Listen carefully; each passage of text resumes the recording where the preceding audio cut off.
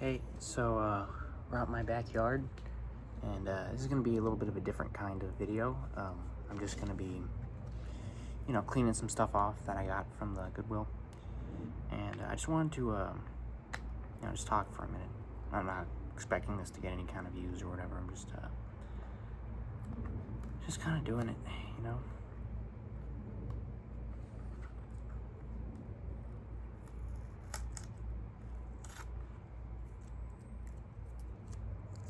It's a pretty nice day outside. It's been a pretty mild summer for, at least in Vegas it has been.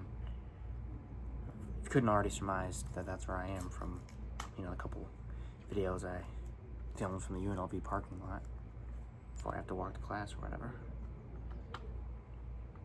I'm a freshman. It's my first semester.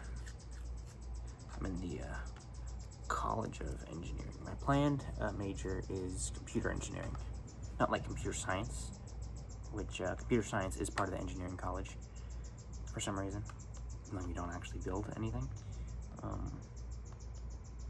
But computer engineering is like you're building the hardware. Like it's basically electrical engineering with a what's it called? How do you want to describe it? It's like a specialization, I guess.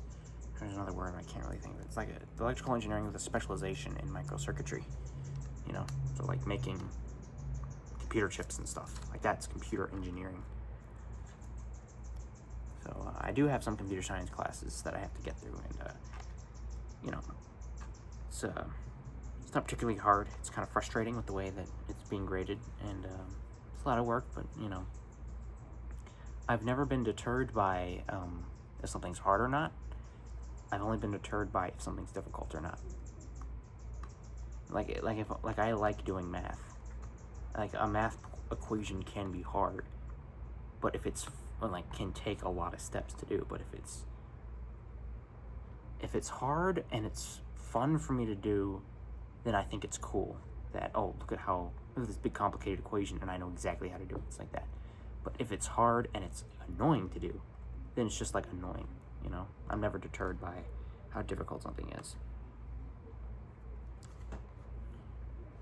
I also, kind of on the subject, I'm in the honors college, which you can only get into, it makes certain classes honors classes, and you get your own advisor and stuff like that. It's like you get into if you have a good GPA, whatever. Point is, I'm in an honors public speaking class because it's a requirement for the honors college. Otherwise, taking whatever.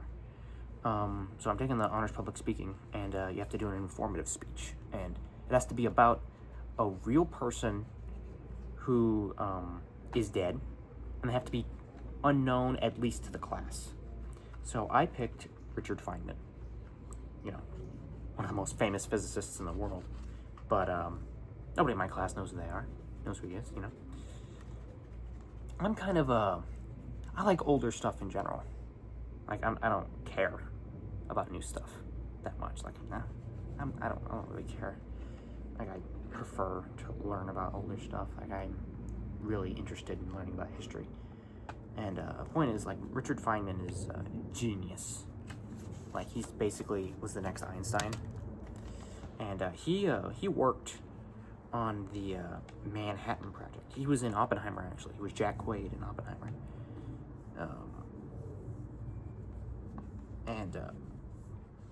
He was like 19, and he was there to solve some of the problems. The thing with, and Feynman explains this in his book, is that the Manhattan Project was, if you break it down, workload-wise, objectively, it was mainly an engineering problem. I only know a little bit, and even a little bit that I know, it was a disaster. It's we can talk about the atomic bomb in a minute, but, how amazing it was. But, with Richard Feynman, it's, he also, really late in his life, he, the Challenger explosion? He investigated what happened and found the exact one part out of the entire shuttle that caused the whole thing to explode. It It was this rubber O-ring. Again, I'm not really sure, like, what chain reaction caused that one thing to cause the whole thing to fail. But the material it was made out of was kind of cheap, or it was the wrong material or something. And it got more brittle than they were expecting. And it was cold. It was like a few degrees colder than they wanted to on that day, and it got brittle and it broke. And so he demonstrated this in front of everybody, even though he was warned, you know, not to embarrass NASA. President Ronald Reagan warned him not to embarrass NASA, but, you know, he had to do it so that future, spacecrafts didn't have this problem. And, super smart. But the thing is, genius is different. Like, he's really smart, but he's a genius, right? And genius isn't just, look at how much math I can do. I mean, like, anyone can learn to do super complicated differential equations, and anyone can learn quantum physics. It's just you have to do everything, sequentially. You learn everything sequentially, and you just learn it all, right? But not everyone can be a genius, right? And that's even outside of, like, IQ. Now, they coincide, but, they're not mutually exclusive necessarily. IQ, I think, as everyone knows by now, isn't like, oh, how smart you are. It's your capacity to learn. Capacity to learn stuff, right? And genius is more of like it's how your mind works. Like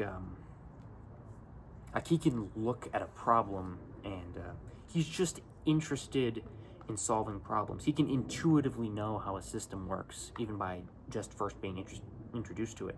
That's why all these, like, genius physicists do so many varied things in their life. Like, he, for example, like, he never took school too seriously. Or, like, I guess not school, he took school seriously, but, like, his academic career later when he was a professor. He never took physics or doing it that seriously of a thing. And, he just wanted to have fun. Like, he would go to Brazil and just play the bongos with randos for, like, months on end just because he thought it was cool. And he had such a varied life because he was just interested in learning how things work. Like, he had passing interests in all these different fields that had nothing to do with his work as a physicist, like his work as a doctorate. And he just did it because he was interested in learning. It's that he liked learning. That's the thing.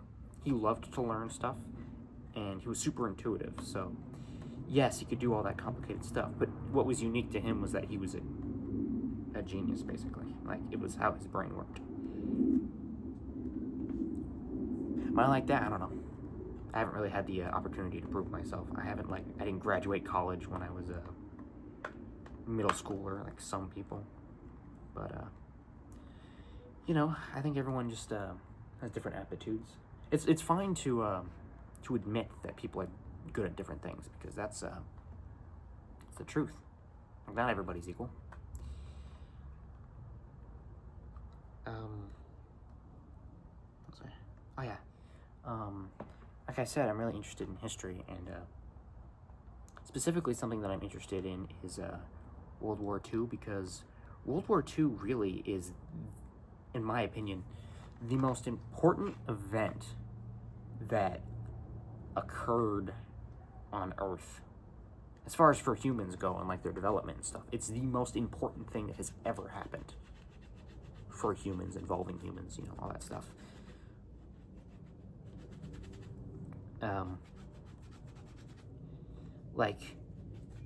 They always say reality is stranger than fiction. That's like Super-Fi during a war. It was at such a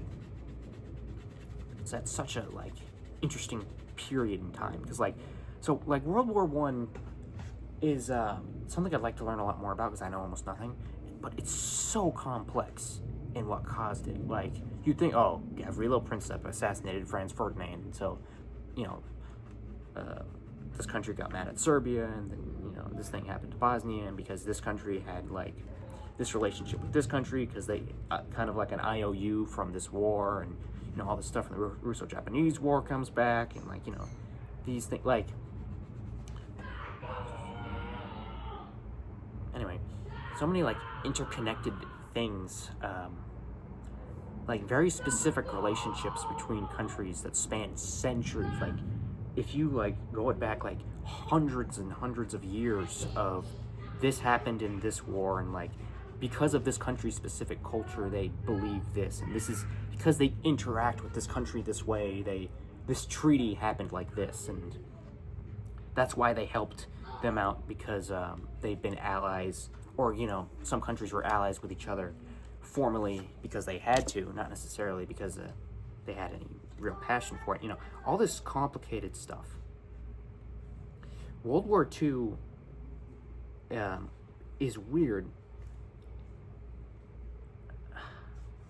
It was kind of okay. So the thing with World War I was that it quickly devolved into trench warfare, and the reason for that is because a war on that scale hadn't really happened. There was the 7 Years' War, which is like World War Zero informally, where it's like France and Spain and all Canada and kind of America. Not really, but there's that. But this was like, and Germany got involved. But this was like way more intense, right? Like it was basically the entire world. World War would kind of imply that, but it hadn't really happened on that level before. And so, like, the ways that people were used to fighting were they were hard set. The things that were generally the same across different countries, like, they all had their own, every country had its own thing or whatever, but there's a lot of general things that ways that they all used to fight, right? And the Maxim machine gun, having been invented only a couple decades before then, had like made it to where you could mow down a whole army with just one guy. Like there's all that stuff about like the Maxim, like those who have it and those who don't, like back when because this was like height of imperialism. Yeah, I mean, like if you only follow like big Western countries, which unfortunately, the American education system kind of focuses on that, which, makes sense in a way because we are like the biggest Western country in the history of the world. But, and I do mean that comparatively. Like, oh, what about when Britain owned like 50 different islands? I still think, America in like 1945 was like the biggest, most powerful country the world has ever seen. But again, like, I may be wrong. I don't know. That's just how I interpret things. It's like, the Maxim machine gun. The airplane. It's not really like a joke to say the airplane had just been invented the previous summer. It was brand spanking new. And so, like, fighting with airplanes wasn't really like, not that it wasn't considered, but like it wasn't really seen as like as important as other things. So yeah, like, and then like chemical weapons had, like all these dangerous chemical weapons had all recently been invented, right? So the thing is, like, right, like the first couple battles of World War I were just a complete slaughter fest. Like it was just hell on earth because no one was prepared for it. And it was kind of like the machine guns and the chemical weapons and stuff like that, and like airplanes and stuff that relegated everyone to trench warfare. It's called like the War of Inches, right? Where like you'd be lucky if you made some land in months. Like, how the fronts would move and then move back, which was common, and like how it reacted there. And World War II is much different than that, and I'll get to that in a second. But like the other thing about World War II was that like you follow Hitler's rise to power, right? And you're thinking like, oh, how did they not do anything? How did no one do anything about it? Because at the time, for like the last hundreds and hundreds of years, maybe like 1,000 years, I don't know, like dictators gaining control of nations were normal. We had a lot more modern technology in like the 1930s. We had airplanes, we had cars, we had all this stuff. Like, we had just figured out what quantum physics was, or that it was a real, a thing to be taken seriously. You know, all this stuff. We were so advanced, but still, we were basically in like the old world, right? Like, countries were only kind of a thing. And like, we were still feeling the after effects of imperialism.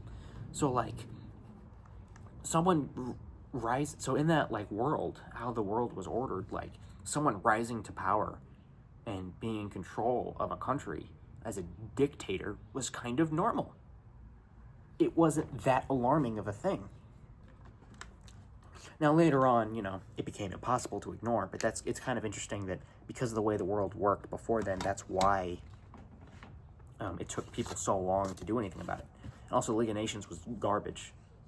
It was a complete failure. League of Nations sucked so bad that Woodrow Wilson, the president that kind of came up with it in his 14 points, which, again, one of the 18 million things that caused World War II to happen, he couldn't even get America to join the League of Nations because we were so isolationist.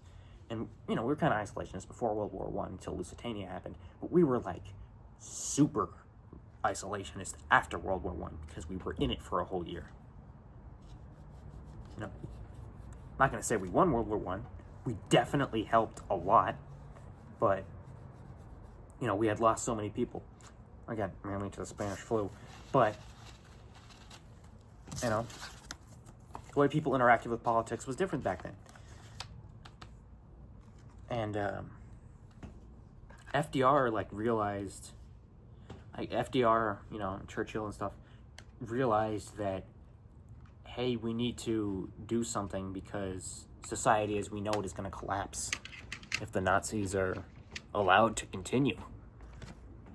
That's why he fought for so long to get America into the war. You know, Britain, nobody had to be convinced because, you know, Blitzkrieg happened, you know, and, or like, the Blitz, I mean, like the Blitz, well, they used the Blitzkrieg, but, you know, thing is, that was the other thing I was going to talk about, the Blitzkrieg. Like, why was the Blitzkrieg so effective? Like, in World War I, like, yeah, airplanes were important. Yes, aerial battles were important, right? But it was mainly, like, you had Navy battles, and you had land battles, which were mainly, mainly, like, people fighting in lines, and cavalry was still a very important thing. That's why, you know, chemical weapons and machine guns and stuff disrupted, you know, normal operations so much because it basically made the only way that they knew how to operate, it like shut that down. World War II, everyone was more used to it, but in World War II, you know, like when the Nazis started to rise to power, the airplane, the tank, they invented the tank in the middle of World War I. The British did. And a tank was kind of just like a thing. It was kind of like a literal tank. It was just like a moving fortress that had a gun sticking out of it. Like, it wasn't like tanks like as we know them today. Like, it was kind of like a giant metal container. It was just to protect the people that were inside of it, mainly. And so, you know, start of World War II, Nazis rising to power, whatever. Like, all that technology had advanced. So, like, overwhelming them with all of their Tiger tanks and then, like, you know, overwhelming them with all of their airplanes and then moving in with the stormtroopers. Like, the way the Blitzkrieg worked, like, just completely dominated every country that came up with it. So we had to come up with different ways to combat that. And, so that's cool to see. Like, technology is always, you always use, like, important wars like that as, like, trademarks, like milestones, I mean, for technology and how it advances. You know, for good and for, like, war-related stuff. So I particularly care about American history, and we're getting to the bomb. Just hold on, as a kind of roundabout way of getting to it. But I personally care about American history, and so like America's involvement specifically in World War II. Yeah, stuff is interesting, but that's kind of what I care about the most. And you know, the reason why America was so important in joining World War II, the reason why it was so imperative that they did, was because we had like, I think we had 48 states. I'm not sure. Maybe slightly less than. It was 40. I think we had more than 45. Anyway, point is, almost all of America was filled in. Mainland America. Almost all of it was filled in. And we were still super powerful industrially. Like, I think Britain was still ahead of us, slightly. But economy-wise, you know, we were back at it. And the main thing that made us so powerful, this is the Industrial Revolution, the amount of land directly correlates to how powerful you are. Unless, like, weird extreme cases politically happen, like with the Russian Revolution, but we didn't really have that. And the other thing that helps us is, because our country is so big, we have such we basically have every biome in America. There are, like, places that are extremely cold. There are places that get, like, the hottest on Earth. There are places with forests. There's, like, you know, taigas almost. There's kind of tropical, like, forests. There's places close to the equator. There's close as, really, like, close to the Arctic Circle. Like, and then, like, even agriculturally, like, we're super diverse. So, like, we have, like, every single biome you could need from. So we could grow all kinds of stuff. That's why we didn't have as many. We had some colonies, but we didn't have as many. And a lot of those mainly are for political footholds. You know, in, like, the late 1800s and stuff. So, it's like the thing about, like, our manufacturing won World War II. Like, for us. I forgot, like, how many airplanes I could pump out a day. Because what we did is, as a lot of you probably know, is that any factory that we had in the country, like car factories, you know, General Electric, everything like that, completely halted production. There are no new cars made in America from 1941 to 1945. You know why? Because they were making airplanes. They were making tanks. They were contributing to, you know, making aircraft carriers, stuff like that. You know, like a bunch of hundreds of rows of derivatives working on airplanes and stuff. Like, yeah, the German stuff was the most probably advanced technologically. Like, the Tiger tank was, like, almost indomitable. Like, it was super advanced. It was super, like, you know, German engineering, you know? Not to talk about JoJo in this video, but, like, German engineering is, like, it's within their, like, you know, I always make the joke that, oh, what a coincidence that the two countries where it's super deep-seated in their culture that anything they manufacture, it comes with extreme pride, so they do it with 100%, you know, accuracy and to the best of their ability, you know, that they're the Axis powers. Which you can kind of already see why, you know, that's kind of like a joke. But, you know, like the Tiger tank, the German Tiger tank was worth, like, 5 Sherman tanks. Like, it could survive that. But we brought, like, 20. That's the thing. That's why we did so well. And especially on, like, the Pacific front, like, our Navy, we undoubtedly had the best Navy in the world. After World War II. During World War II, like, it was, like, we were, like, it took a while for anyone to be equally matched with Japan, you know, naval-wise, until we joined. Then it's like Star Platinum versus the world, like, until Midway. When they didn't have a Navy anymore. Thing is, though, right, is that the biggest example of that was the atomic bomb. So here's the thing about the atomic bomb. Here's a little context about the atomic bomb. So here's some context, is that the atom had recently been split. And when an atom had split, any physicist who had any idea what they were talking about, who knew anything about, the atom, knew, oh, you can make a bomb out of that. If you know how E equals MC squared works, and you know what binding energy is, and you know how neutrons interact with other atoms and everything, you know instantly that that amount of energy, you could make a weapon out of it. Everyone just knew this. But, maybe some people thought about it for a little bit. If you looked at the technology of the time, like, say 1939, right? Like, the insane precision, the insane engineering acrobatics that you had to do to create such a thing, like, the conditions had to be perfect, and, like, everything had to, down to the last strut, had to be perfect, perfectly measured. Like, the timing of you detonating it, how far off the ground you detonate it, what target you detonate at, everything had to be so perfect that, like, basically in 1939, right, or 1941, or start of World War I times, if there wasn't a World War, like, and someone was working on making an atomic bomb, it would probably take, like, maybe like a decade, maybe more than that. But because, there was the possibility that the Germans had this weapon, and then later, the Japanese had it, there wasn't, it wasn't a matter of, well, when do you think this would probably take? It's how fast can we get this out,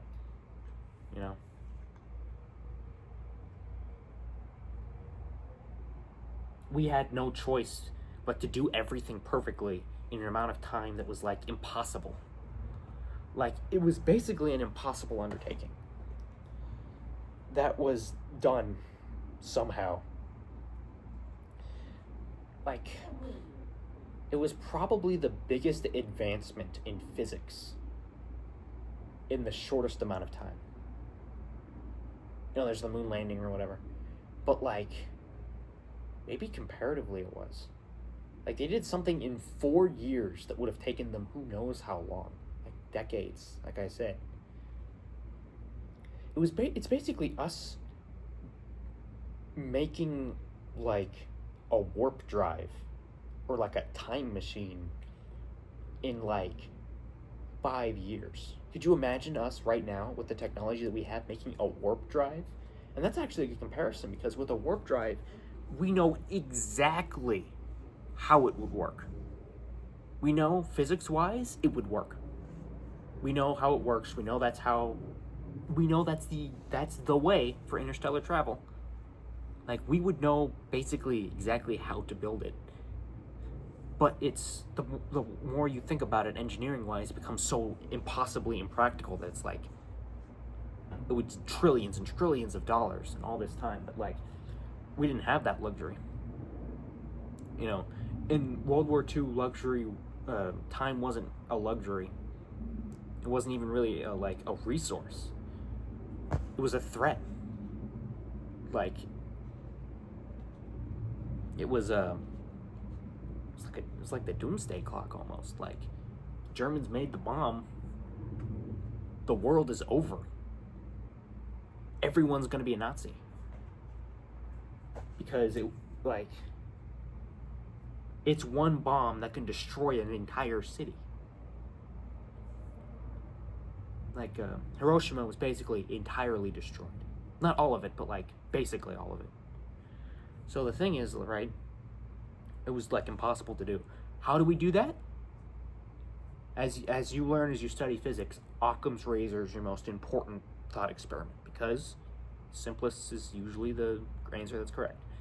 So if you start to think, well, how do we do something that's this impossible to do physics-wise and engineering-wise? Well, let's just get every single one of the smartest people on Earth and just put them in the same room, and they'll just solve all the problems. And that's exactly what they did. Richard Feynman, Niels Bohr, J. Robert Oppenheimer was in charge of the project. The guy that designed the Pentagon was kind of like his handler, army-wise. all the physicists that were working, Hans Bethe, and all the physicists that were working on the Manhattan Project were like the smartest people in the world. One exception being Werner Heisenberg, who was working on the Nazi atomic bomb project. And the thing about him is that he was kind of like above the other thing. Okay, so here's why the Germans didn't make a bomb. Let me tell you exactly why the Germans didn't make a bomb. The reason why the Germans didn't make a bomb is because a few reasons. Number one, Hitler called it Jew science. He didn't understand, like he didn't care. He's kind of similar to Stalin in a way, where if he doesn't understand something, he doesn't care about it. Like, I actually think Hitler was more interested in finding the Holy Grail than making an atomic bomb. He was crazy, but it's about, like, he only cared about what he was familiar to him, right? That's why the two of them made so many bad decisions objectively. So, like, Werner Heisenberg, kind of hard to quantify this. Again, group of the most smartest people in the world. And, Heisenberg uncertainty principle, even though he disliked that term, he made that, and that's, foundation of a lot of quantum physics now. Heisenberg uncertainty principle, basically, if you guys don't know, is the idea that you can use the Schrodinger equation to tell with almost 100% accuracy where an electron is, but you can't tell its velocity. And vice versa, you can basically tell with 100% certainty what its velocity is at any given time, but you don't know where it is because of how quantum entanglement works. Anyway, that's besides the point. The thing is, like, Werner Heisenberg, super, super smart guy. He was in charge of the German atomic bomb project. So, he basically rigged it. I don't think they would have had the resources anyway, but he was able to convince everybody because he was so smart that, hey, we should go down this route of heavy water, which they couldn't feasibly get the resources for in time, and wasn't really the best way to do it. I think it has to do with how you separate the uranium, but so, like, Hitler not really caring about it, and Werner Heisenberg, like, screwing the project on purpose was the reason why the Germans don't have a bomb. The thing about the atomic bomb is, right, like, it was such a large advancement, just a short amount of time, and it was a miracle that it was made. And it really was basically the only way to end the war. If we had not used, as far as I know, from the situation at the time, if we had not used the atomic bombs on Japan, we would have to do a full mainland invasion of Japan.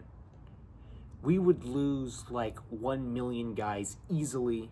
We would basically have to kill every single Japanese person in Japan. We would kind of have to exterminate them completely because it was so deep-rooted in their culture that they wouldn't surrender based on anything. And the Emperor Hirohito was sort of in control. He was in control at the end of the day, but the military had basically assumed control from the beginning. And because, they were so fanatical, if we didn't do something with that amount of destruction in that short amount of time, as with the atomic bomb, Hirohito wouldn't have gone, all right, we have to surrender. Because he was ultimately the one that said, we can't do this. Like, I give up. He didn't give up. That's the thing. He didn't really give up. He just said, we can't continue to do this anymore. They didn't fail. They surrendered. And it's important to see it from their perspective. Japan's perspective. That's the thing about history, seeing everything from every different angle. And really opens your eyes to a situation. You can view something completely differently. And so, yeah, if we did the mainland version of Japan, we would kind of have to kill the emperor, basically. And kill everyone in the military, And anyone, you know, who's willing to fight as a citizen, you have to kill them too. But with the atomic bomb, we killed 150,000 people to save the race of the Japanese. Millions of people. And, you know, because of the way they surrendered, we were able to completely rebuild their government from the ground up, and now they're like a capitalist monolith, or they were for a long time, right? Their culture of, you know, putting 100% pride in manufacturing and having a super high level of, you know, craftsmanship and how you care about how you do something like that. That's why they were suited so well for capitalism as a system. I'm using the Lysol wipe thing to hold up the camera, so I'm going to get one real quick. Point is, right? What was I talking about? Oh, yeah. The atomic bomb is horrible in its effects, correct? But basically all of our everything we know about medical physics, and like nuclear medicine and everything, came from well, actually that's not true. Most of it came from us studying the survivors of the atomic blast. Like everything we learned about radiation exposure and all that stuff. You know, how the body gets irradiated. All of that we studied from survivors of Hiroshima and Nagasaki. And who knows? And that saved easily millions of people in the 80 years since then from our research into that. And also, you know, just from the nature of how we had to make the bomb, we made a nuclear reactor. The first nuclear reactor was called the Pile. It was a giant pile of graphite. You can look this up. And the control rod was literally held by a rope and lowered into the water. And actually, fun fact, the term scram comes from, I think it was either like safety or security, something, control rod axeman. And if the pile was going to overheat, they yelled scram, and he would cut it with an actual axe. He would, with an axe, cut the thing, and that would kill, you know, the reaction. And so anyway, just from the nature of how we had to separate uranium, I think, who made the first nuclear reactor? I forgot. I can ask my dad. He's a radiation oncology medical physicist, so he's interested in, you know, the issue of the atomic bomb and stuff. Forgot who made. Anyway, so they made the first nuclear reactor because they had to separate uranium into the isotope that they wanted for the bomb, because certain isotopes are better than others for an atomic bomb because of a whole bunch of reasons.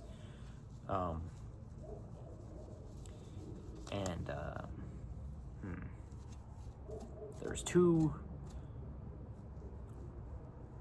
Anyway, you know, later they made plutonium for the other type of bomb. You know, there's the gun type and the implosion type.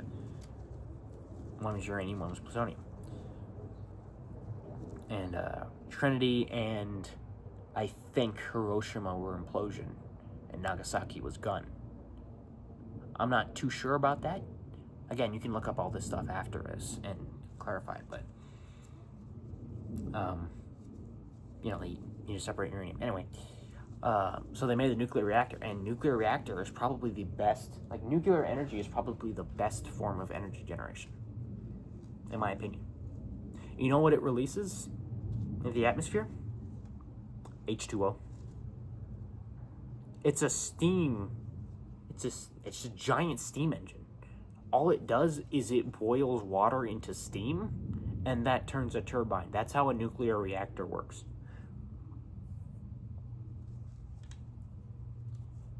it's caused by a nuclear reaction. Modern nuclear reactors are almost impossible to melt down fully.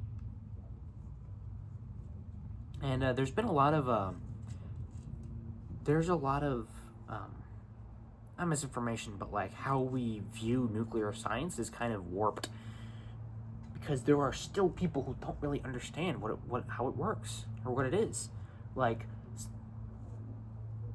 they don't know what radiation really is or how it works or what it means.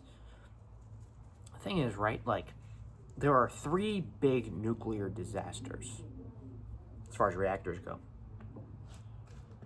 2 of them are crap. I'll get to it. There's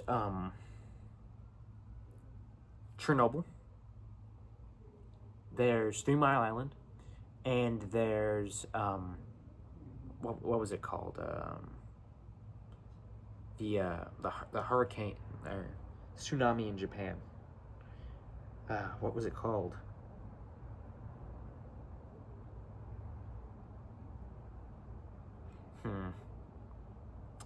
What was it called? God. You know what? This one I'm actually going to look up because it's driving me mad. The Fukushima one. I remembered it. I didn't have to look it up. Fukushima. Those are the 3 main nuclear disasters. Now, Chernobyl was the only one that was actually a nuclear disaster. Everyone in that reactor died. Everyone in that plant died. And the area is still horribly radiated to this day. But 3 Mile Island and Fukushima, nobody died from what happened. 3 Mile Island wasn't even really that bad, what happened. And Fukushima, gee, I wonder why a giant tsunami, millions and millions of tons of water hitting a reactor would cause it to not work anymore. And I think it's safe to go there now. Fukushima, like most of the radiation is gone by now.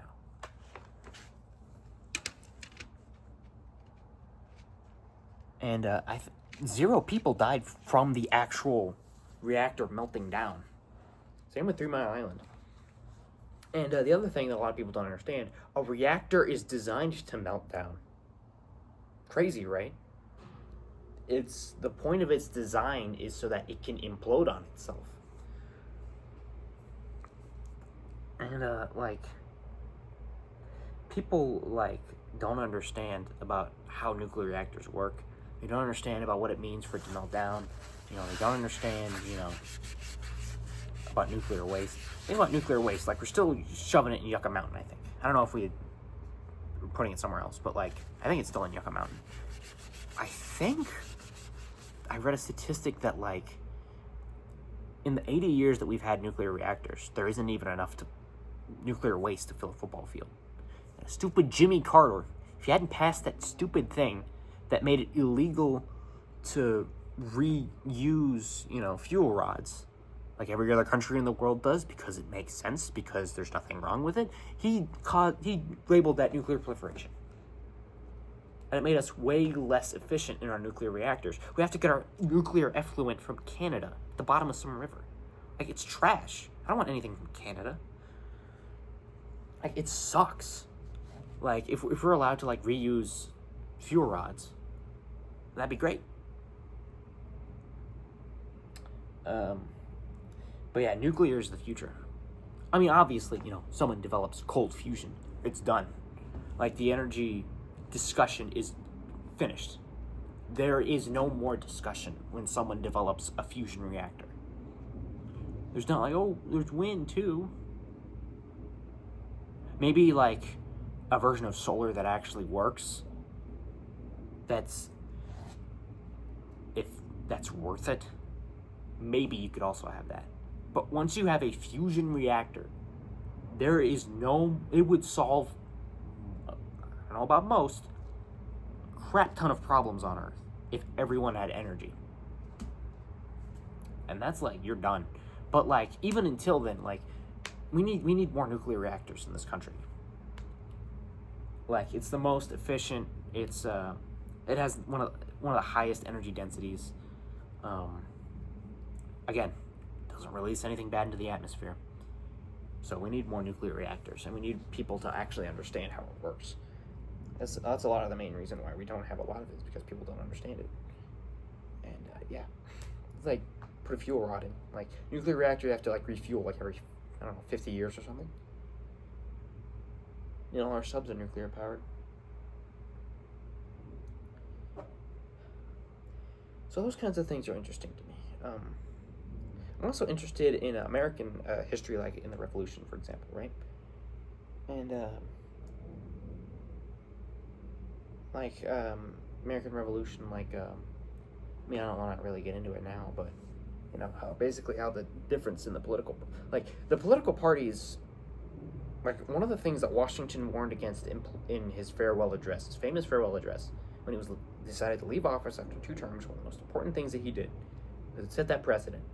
Even though the amendment that limited it to 2 terms didn't happen until after FDR, who served 4, by the way, died like a couple months into his 4th.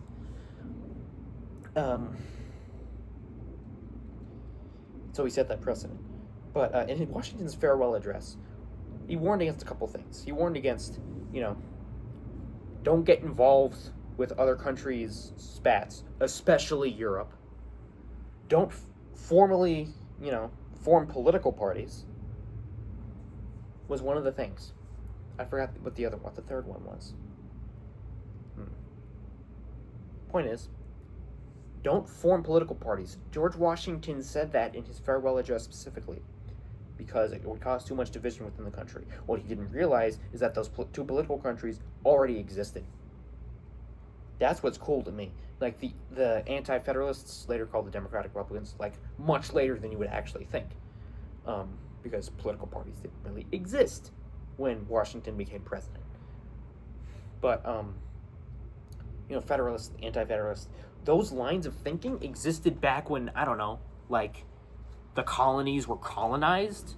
The simple fact of, if you live in New England, in like industrial stuff is how you go, and if you live in the South, agriculture is how you go. The simple fact of, because of the colony that you lived in had a different climate than this other person's colony, your colony has a completely different culture and economy and everything. And though, like, the country being cut in half happened from the beginning, and there being 2 political parties basically only came from, I can't remember, it was an ideology, which is interesting. We'll get to that in a second. But basically only came from there being a major geologic difference between 2 large portions of the country.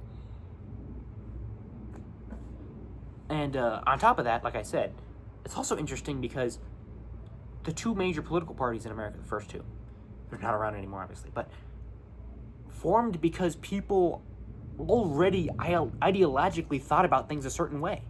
You know, you had the Federalists, which were basically only like John Adams and Alexander Hamilton. Let's face it, it's really only Alexander Hamilton. He was the Federalist Party. John Adams, like, very kind of doing his own thing.